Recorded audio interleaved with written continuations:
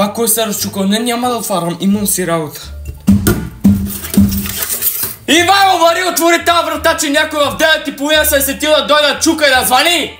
Та ненормалната още от сега започва да вика, пък кой още е по-ненормален?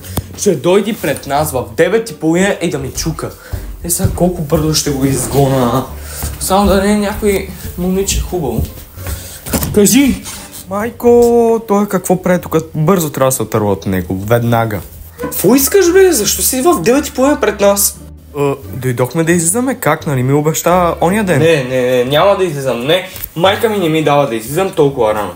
Мамо, я кажи на Константин, че не ми даваш да излизам толкова рано. Чакай малко, Ивайло, аз ти давам да излизам сутрин с Петър, Иван и Благой. Иначе с Константин ти давам, той е умно дете, не е някакво невъзпитано да говори някакви вулгарни думи, така че може да се облечеш и да излезеш. Ама стоиш един час, защото сега от обяда ще стане и трябва да си тук за обяд. Ето, видя ли майка ти дава, айди излизай с мен. Не, тя майка ми се обърка, не, тя не ми дава да излизам.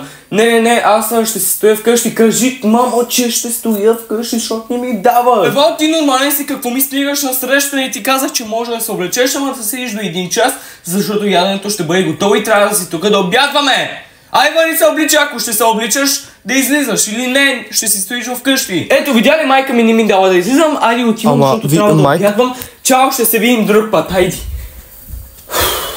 Пати досадник.